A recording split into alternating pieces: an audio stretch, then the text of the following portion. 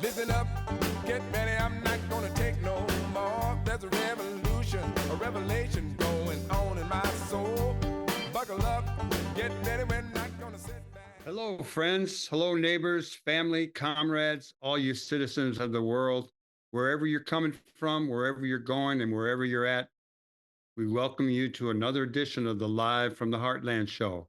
I'm your host, Michael James, here in Chicago, up in the 49th Ward, and it's Thanksgiving Day.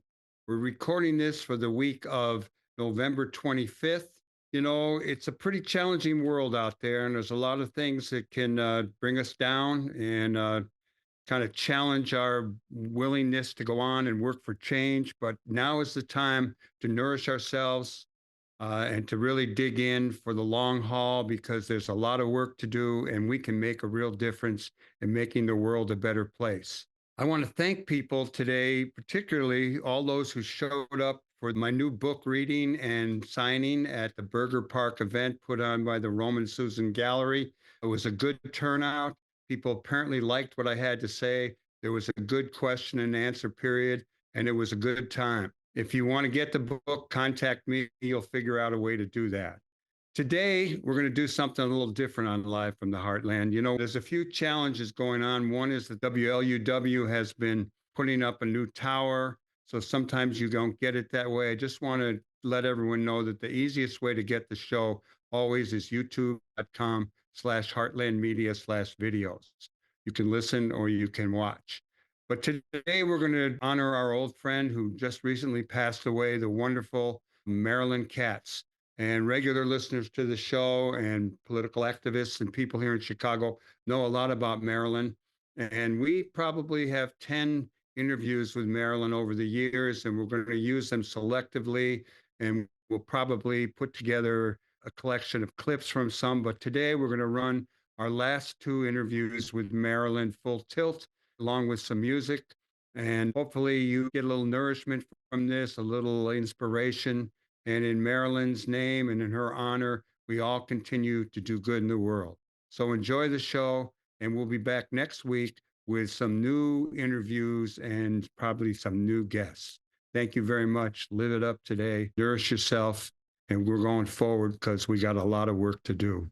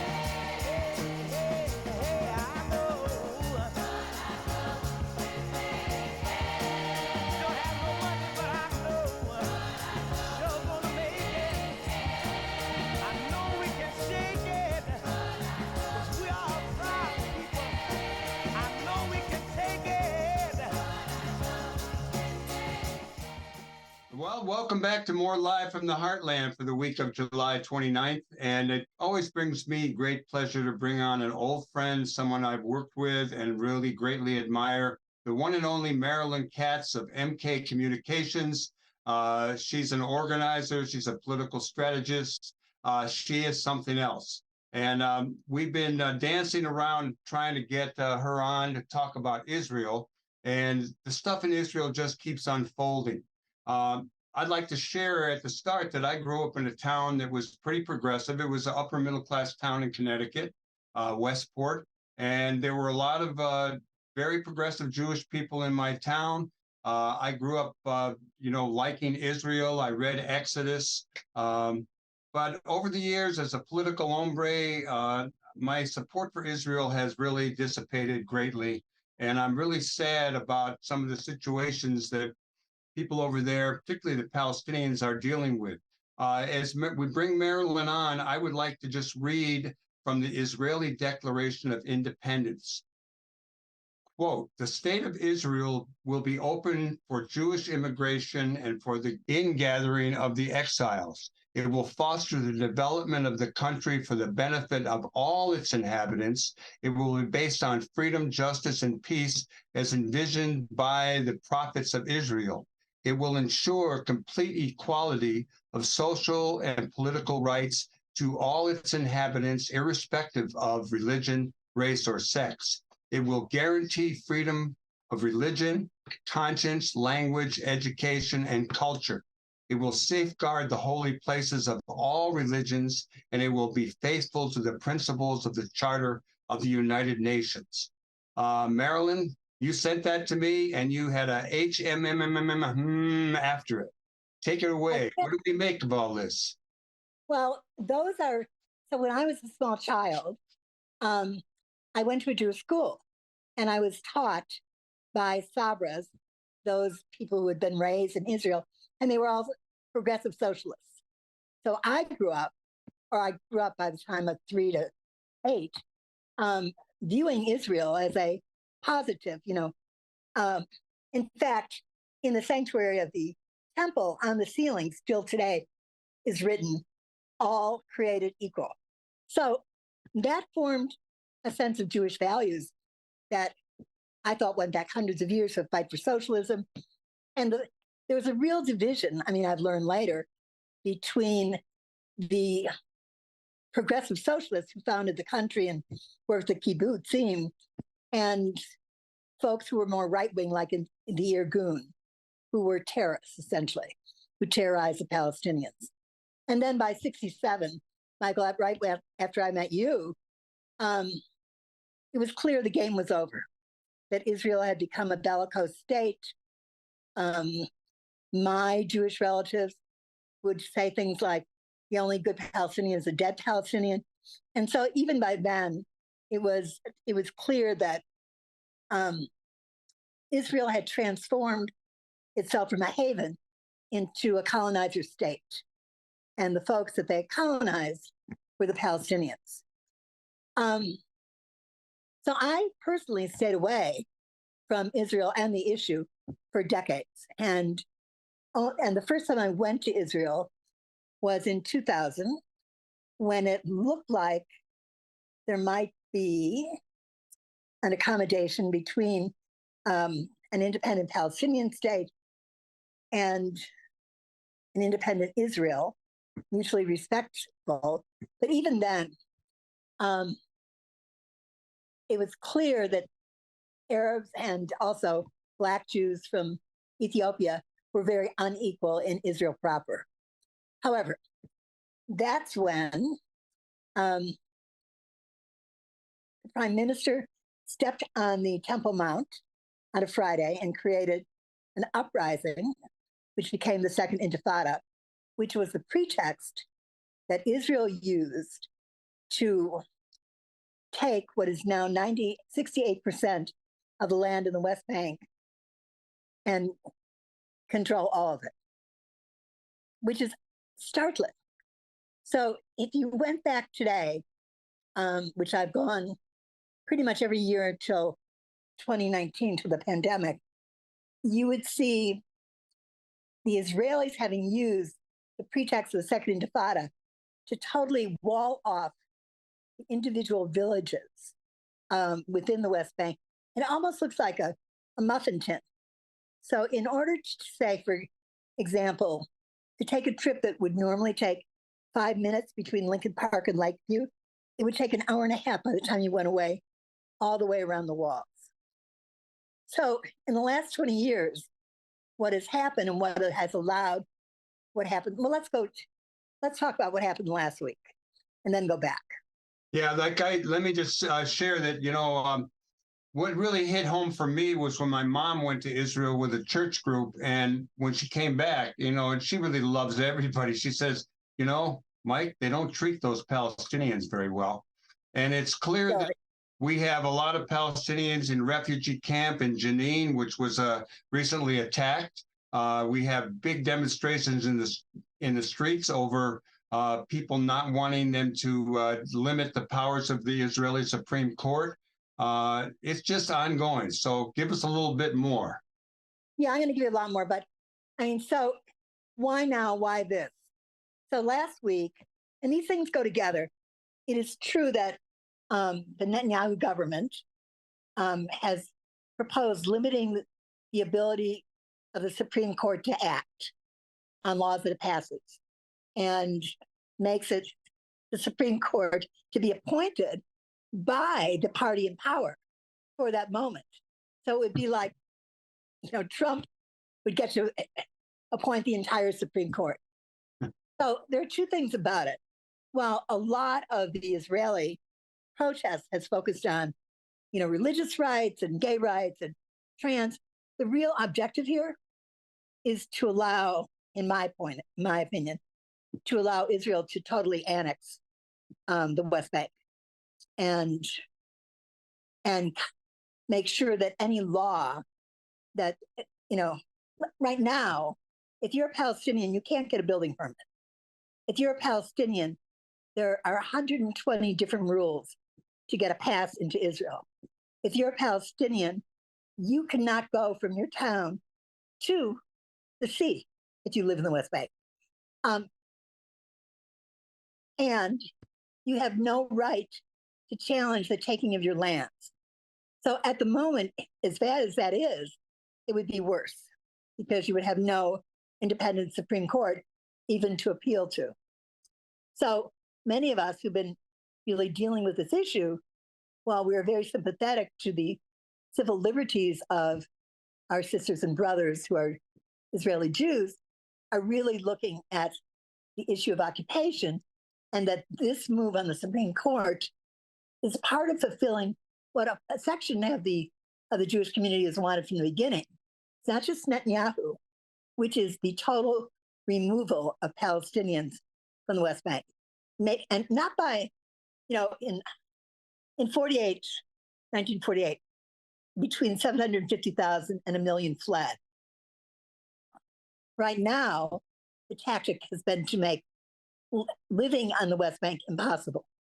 No water systems, disconnected from the grid. No building permits, no ability to move freely, not only between the West Bank and Israel, but between one village and another. The inability to go to school, the inability to easily get an education. The message is clear. It's better if you leave. Marilyn, let me jump in and ask you, what's the situation for Palestinians who live in Israel? And I understand there's about 1/3 of the Israeli population is non-Jewish, to be Palestinian mostly. What's that situation? It's a second and third class citizenry. Last year, they made Hebrew the official language of Israel and took down many of the dual signages. When getting permits to build housing has the same kind of challenges that the West Bank has. Thirdly, you don't have rights. If I'm a Palestinian, if I'm an Arab Israeli, and I go to marry someone from Jordan or the West Bank, I can no longer live within Israel. The schools are less funded. The Arab towns are in shambles. The streets. It is worse than Black towns in the United States in terms of resources, in terms of equitable funding, in terms of rights.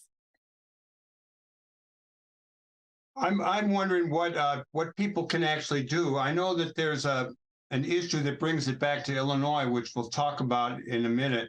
But I got some news today. You might have been one of the things you sent me, but it said Biden is weighing a big Middle East deal. And, you know, he's talking about trying to do some kind of a peace deal with Saudi Arabia to open up recognition of Israel by a number of Muslim-dominant countries, as long as the Palestinians were treated fairly in this arrangement. What do you know about this big Middle East deal that Biden is looking at? You know, I read it on the same. That's why I sent it to you from Tom Friedman. I had not known about it. I think that is a potential, but let's be real. We are a year away from elections, and the Jewish vote has been 75% of all Jews vote Democratic. You should know that. And they don't really vote on Israel. They really vote on all the progressive things for which Jews tend to fight, you know, women's rights, abortion rights, blah, blah, blah, civil rights. That said, I don't know. I mean, it's clear that Biden has not been able to, even though he's been pushed by the progressive Jewish organizations, and there are many, J Street, APN, the Progressive Jewish Network, he has not been bold. In fact, it's really interesting to me that the person who has been boldest is Nicholas Kristof. Nicholas Kristof proposed this week that funding for Israel be predicated on the promise by Israel not to expand the settlement. Bernie Sanders today came out with the same. I don't think it goes far enough. I mean, I think the Jewish community should take the lead in asking for retrenchment. I mean, here's how I think about it, Mike. You and I became very politically active over civil rights and the war in Vietnam. And I consider the Palestinians today as Vietnamese. If, in fact, it had not been for the Holocaust, all of us would have been fighting for anti-colonial liberation of the Palestinian people. And, you know, and that's what I think we have to do today. So I think we do need to pressure the feds to deny aid unless there's a retrenchment and a commitment not to. I mean, it may not work, but it's got to be the demand. And secondly, on a local level, we should use an anti-BDS fight to educate people, as we did in South Africa, on the apartheid within Israel property and the colonization in the West Bank and Gaza. I'm game. You know, nothing like a good fight. And this is a good one. Let me ask you, I know that there is an Illinois law that I want to address as we go out, but we have a few minutes left. And I'm wondering, you know, I live up here in the 49th Ward, and it used to be, you know, Irish Catholic and Jewish predominantly, and both of them, not so much anymore, but a little west of here, you know, I see all kind of Orthodox Jews on the street. And I'm wondering, and I see signs that, you know, synagogues support Israel. I'm wondering what is in the States, and particularly here in Chicago, is there a split in the Jewish community, liberal and then conservative? Where's that all at? So if you took the city and the suburbs, you would say that in terms of membership, AIPAC, which is the American Israeli Political Action Committee, and it's a right wing, is bigger in terms of membership, paid membership. But I would say that in terms of voting and in terms of action, actually the majority of the Jewish community is unaligned and critical of Israel. Now, the West Side crowd, forget it. I mean, they're a thing to themselves. You know, they're very religious. They're very kosher, they're very orthodox, and they keep to themselves. And they're never, it would be unlikely that they would ever kind of critique Israel at all. You know, there's a law in Illinois passed by the General Assembly here in we're really a blue state, a progressive state compared to most others. In 2015, the Illinois General Assembly passed a law making it illegal for the state to do business with any company that refuses to do business in the occupied West Bank. And that would include Ben & Jerry's, who were a target of the lawmakers, because they basically sell ice cream in Israel, but wouldn't sell it in the, in the occupied West Bank. There's an Illinois anti-boycott law that hinders protests of Palestinians' oppression. And, we want to protest. We want to demand justice. What do you had a piece in the Tribune, I believe, an op-ed piece recently. Right. Tell us a little bit about what we can do to try to change this law. I'm going to right away talk to my state rep and my state senator. It's a really interesting question. So I tried this 2 years ago when I first learned it, when Ben & Jerry's came up. And frankly, Mike, everybody, including all the so-called progressives, were afraid of the issue. So my feeling is, and I'd love to hear from people, that Jews and other progressives have to take the lead, make it comfortable for our less than intrepid elected officials to stand up. And I'm talking about the ones who consider themselves the most progressive. This is not, it cannot be left to Abdel Nasser Rashid to fight this fight. This is a Jewish fight. We created the situation. We need to solve it. So I am looking, hopefully we'll get the cooperation of both J Street and Americans for Peace Now and a bunch of progressive rabbis to begin to wage a campaign this fall that goes at the removal of this law. And so I'm very eager to hear from people. Well, let's keep pushing this issue. You and I need to be talking to each other more. And I'm going to have you back on the show with more news about Israel or anything you care to discuss, Marilyn. There's always stuff I want to discuss. Yeah, I'm sure you're full of ideas. And if we weren't running out of time here on this week's Live from the Heartland, we'd talk more. But we're going to leave it at that. But give you I'll be back. Go give 1 minute about what you want people to be doing.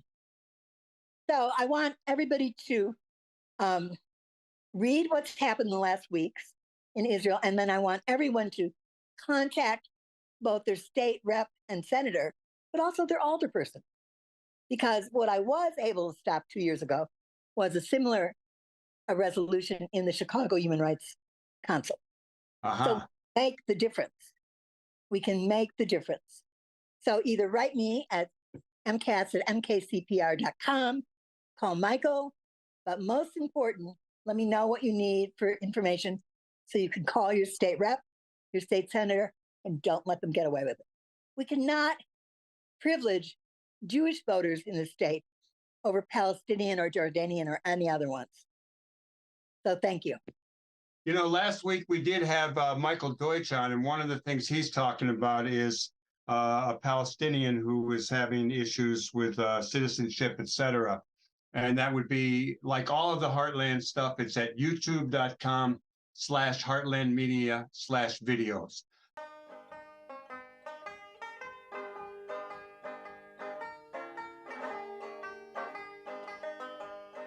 Solidarity forever. Solidarity forever. Solidarity forever. For the union makes us strong. When the union's inspiration through the workers' blood shall run, there can be no power greater anywhere beneath the sun. Yet what force on earth is weaker than the feeble strength of one? But the union makes us strong. Solidarity forever. Solidarity forever.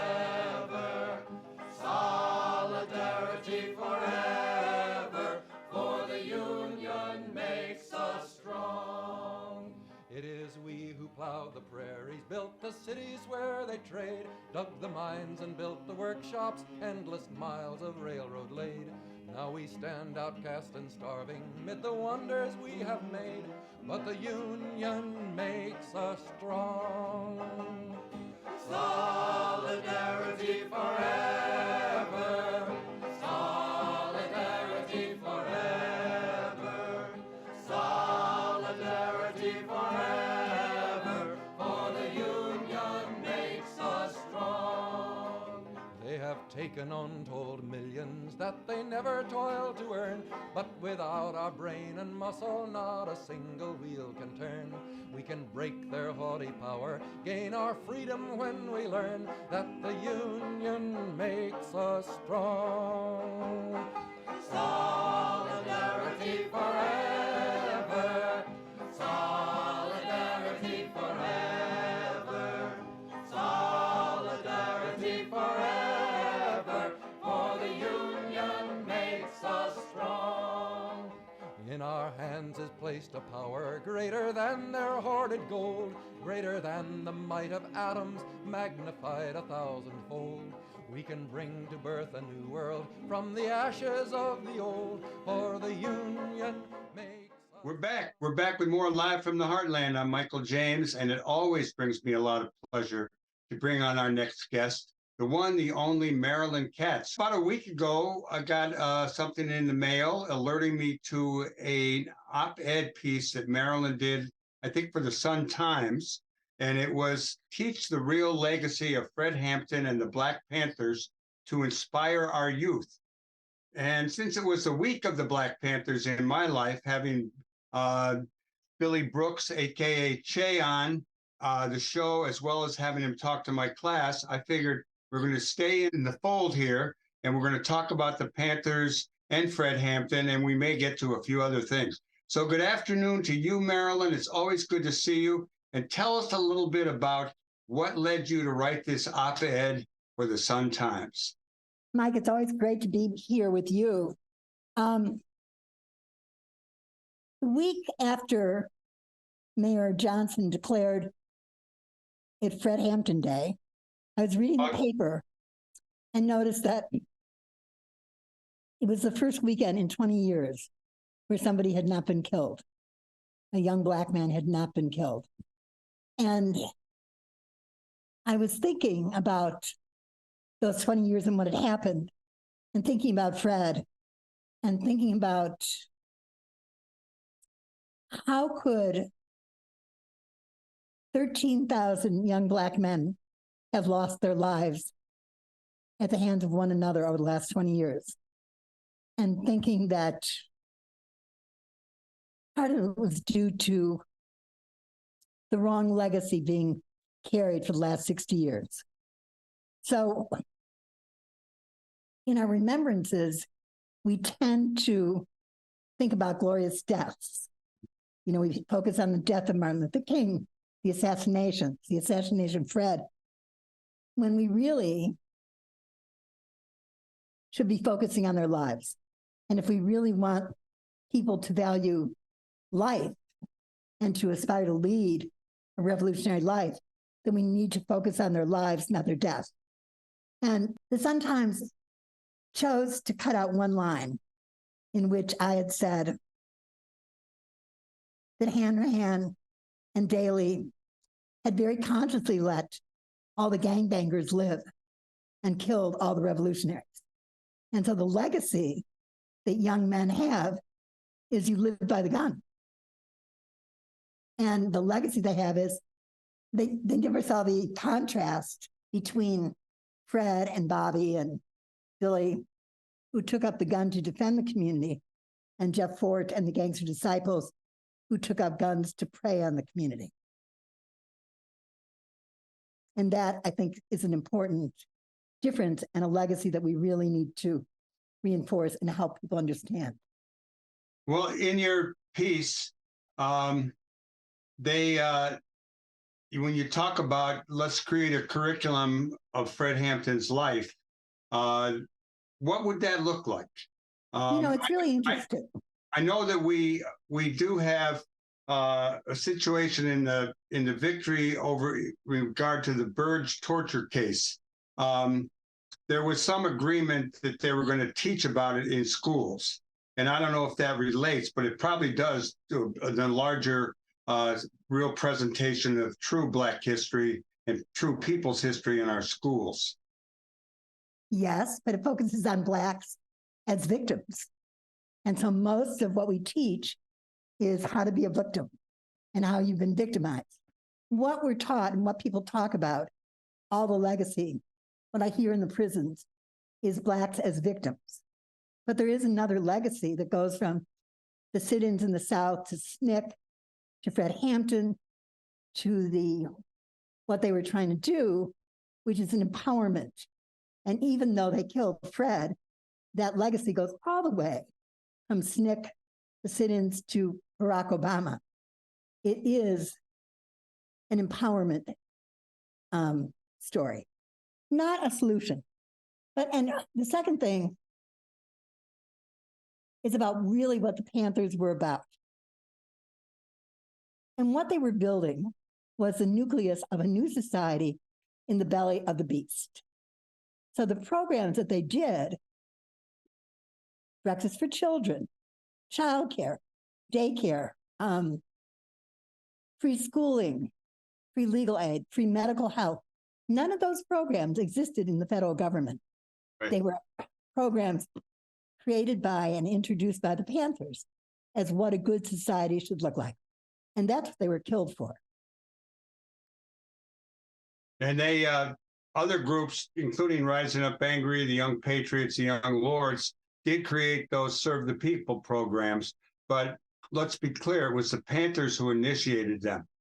And also initiated that coalition between themselves and Rising Up Angry and the Young Patriots and the Young Lords, which really anticipated a unifying strategy for revolution and change. I always talk about how it helped to lay the groundwork not only for Harold Washington, but for Obama. And I would even claim that a lot of us older folks and our kids and all that were really very much involved in helping to elect Brandon Johnson. Oh, absolutely. You know, I always tell the story. And I tell it to all the reporters too, that when we were 18, I met Leon Finney and Willie Barrow and Al Raby. And when I came back in 82 and did Harold's campaign to the media, who did I meet? I'd been in California all this time. We're all of us grown up. It was Cha-Cha, and it was Chewy, and it was you, and it was Slim, and we were just now, instead of 18, we were 32. And so we elect Harold. And then in 2002, when I held the rally against the war in Iraq, what I call the first rally by internet, who was my core group? You, Carl Davidson, Leon Finney, everybody who I'd met in 68, 69. Yeah, well, you and I do go back pretty far. I've been counting it up, and it's like from 1966 till now would be 57 years. Wow, can't be true. And, it's 57 years. You'd think we would have had socialism by now. Yeah, we did think we were going to have socialism by now, dear, if you remember. Personally, I was going to be a ballet dancer by now. Not with ballet, not belly. Well, the Fred Hampton thing that you raise really is probably a larger question. How do we have curriculum in our public schools, particularly here in Chicago, that really addresses all the good that people like Fred did? And I don't know if there's a movement to do that. And I don't know what goes on inside the teachers union and how much they get to shape curriculum. But if you have any thoughts on that, and going forward, what we might advocate for to make that a reality, spill the beans now. Well, I did talk to Billy Brooks, and I did hear from the Howard Zinn people. So I am hoping, and I got a lot of emails like, great idea. So I'm hoping that we can move something forward. But it raises a very big question. why do people make revolution? Why do they make change? I don't think it's because they're victimized. I think it's a tension between what we think our potential is and it's a pushback against it. So part of it is really thinking, understanding that social change doesn't come from the most hideous condition. It comes from our expectations of something better. And that's a mentality that I think progressives have to grasp.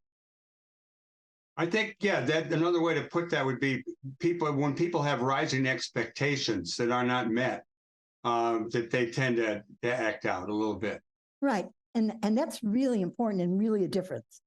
We are not simply all victims. We are not, we have the potential for greatness. And that's what you and I and Billy Brooks and everybody else really needs to remember and teach.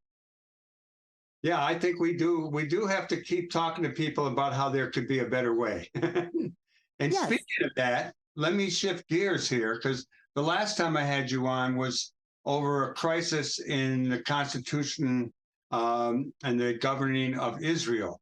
And I wondered if you had any short little update on what's going on in Israel, because you do pay closer attention to that than I do.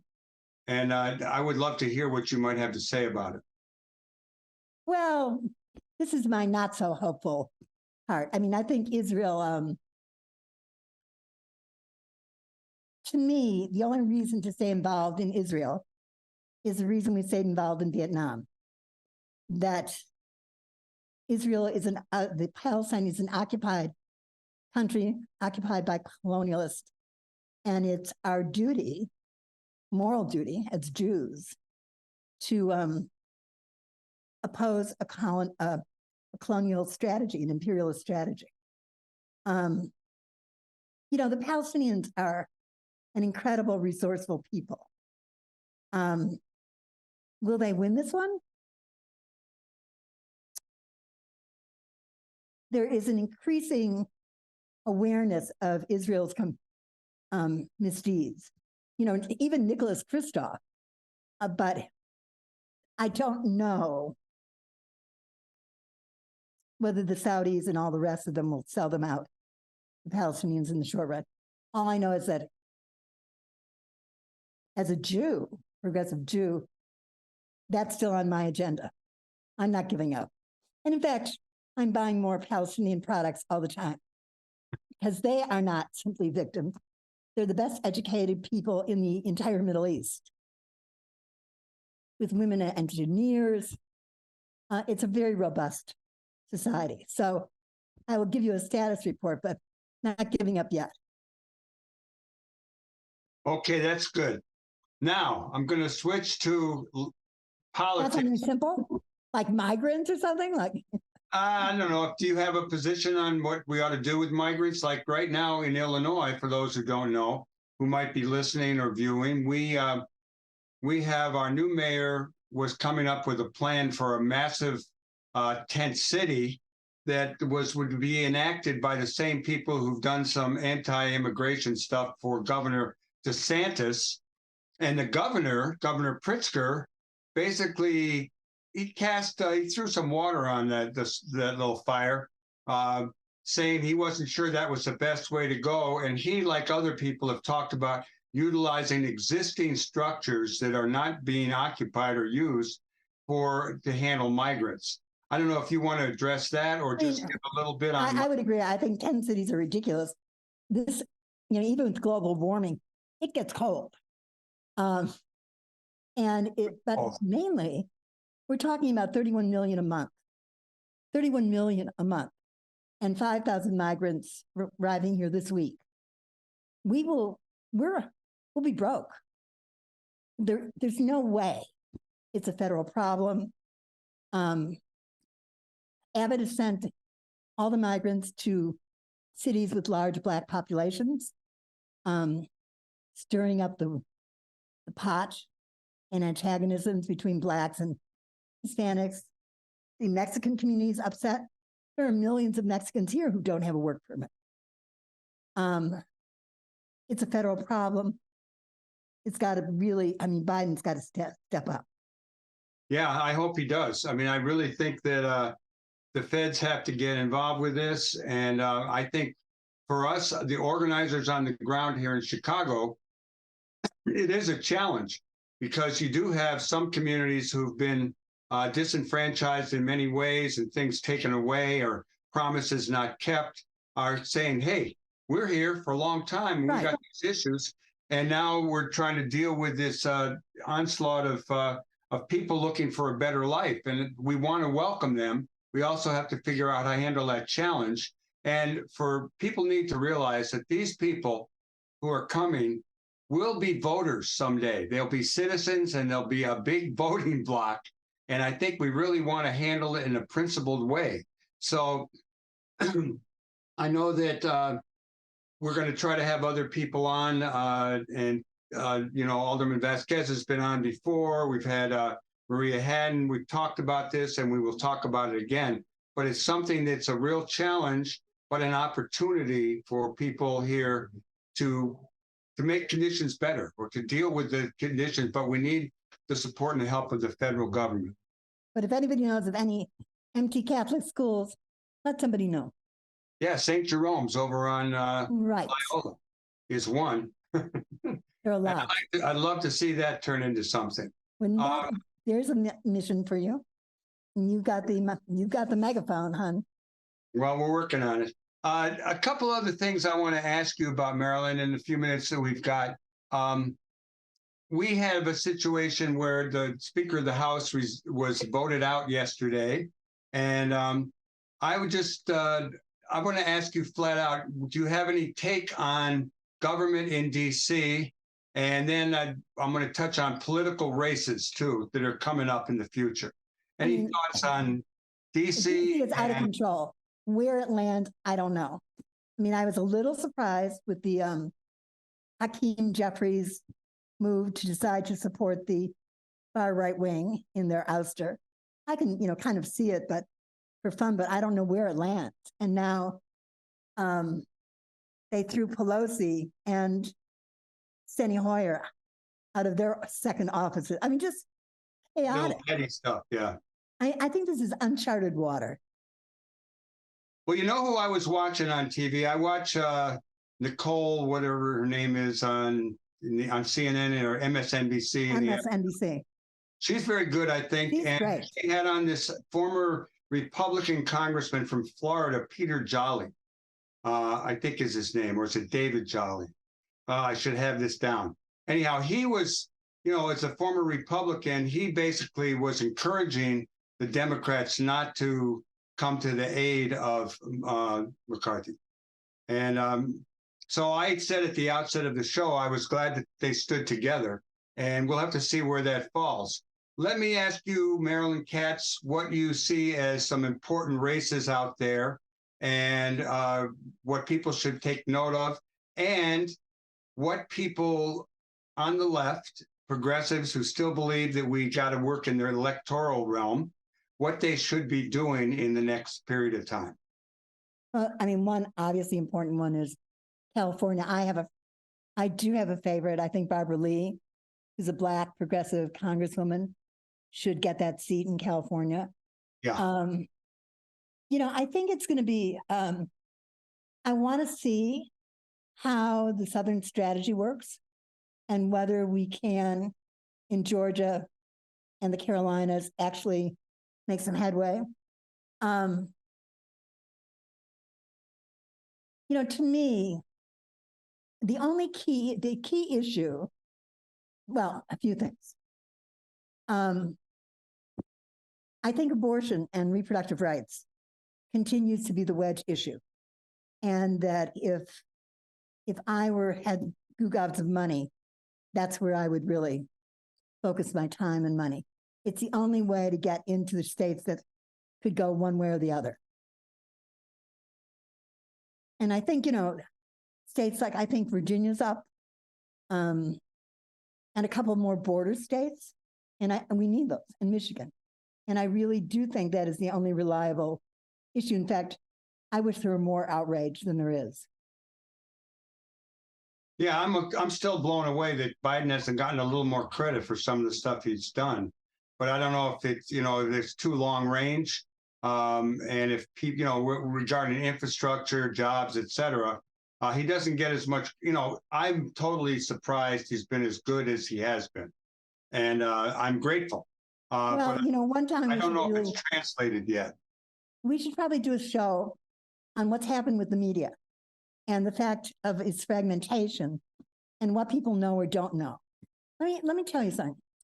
I was looking this up. When Brandon brags about having a mandate, he came in with 15% of the potential vote in the city of Chicago, Brandon Johnson. When we came in with Harold, Michael, 77% of the city voted, and we came in with 55% of that. Now, part of that is just really, are people uninterested? It's really the fact that there is no unifying media. We don't know what we don't know. So you talk about Biden getting credit. Who do you think's reading about him? How do people know what, Sure. What do you think people are doing? Like, they're not like us. They're not nerding the papers and looking at Build Back Better. They're looking at, give me that tequila, and is Kansas City going to win this game tonight? All right, Marilyn, thanks a lot. And I will look forward to seeing you soon. Keep Bye-bye. up the good work. Adios. Thank you. And everybody else, stay tuned. We're going to take a little break, and we'll be right back with more live from the Heartland here on the left end of your dial, WLUW 88.7, also CAN TV on Thursday nights at 9, as well as Spotify and Google Podcasts and youtube.com/Heartland Media. That's it. We'll be right back. Don't go too far.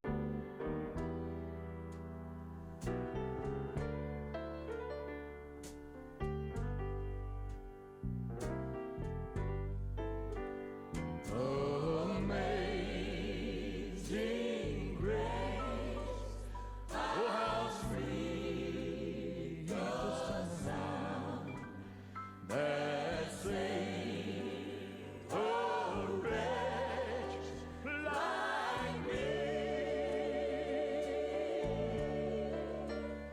I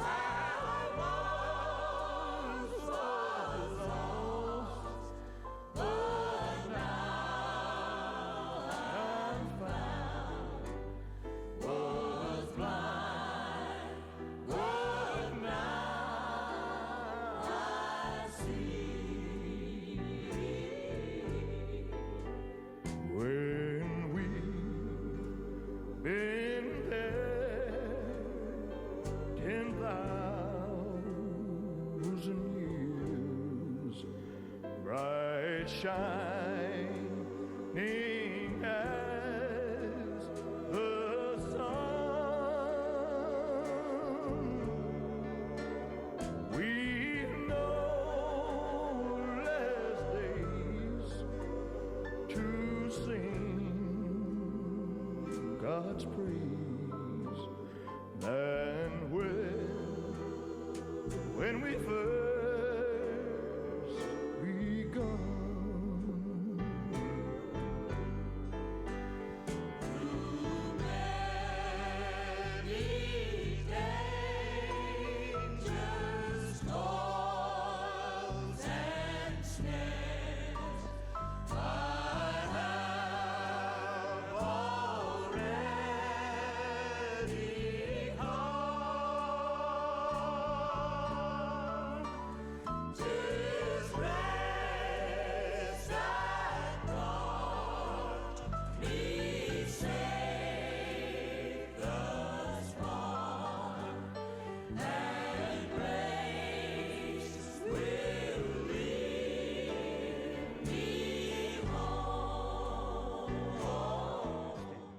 Well, we want to thank you for tuning in for this Thanksgiving Day broadcast, which will air on Saturday morning, the 25th, as well as at youtube.com, as well as Spotify and Google. We hope you enjoyed listening to Marilyn Katz. She was a really good pal. She did great work. She was always very supportive of me.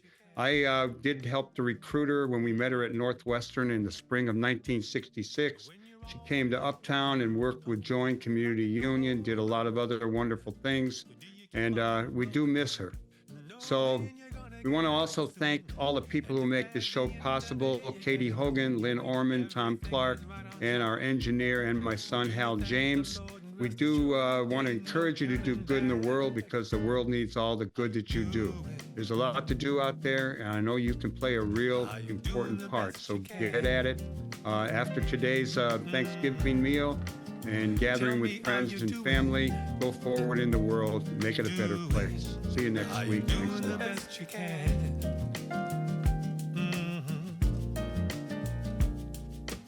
Over the mountain, under the big blue sky, you got a dream awaiting. I can see it in your eye. It may not come easy, but you know you've got a friend. I'll be by your side the entire ride. Just let me hear you say amen. Are you doing? Are you doing the best you can?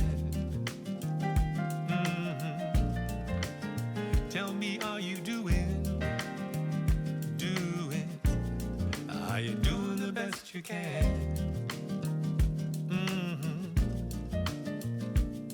Tout donne, est-ce que tu donnes le meilleur de toi-même parce que tu l'aimes? Tu donnes, est-ce que tu donnes le meilleur de toi-même si tu l'aimes? Tu donnes, est-ce que tu donnes le meilleur de toi-même quand tu l'aimes? Are you doing the best you can? Tell me, are you doing?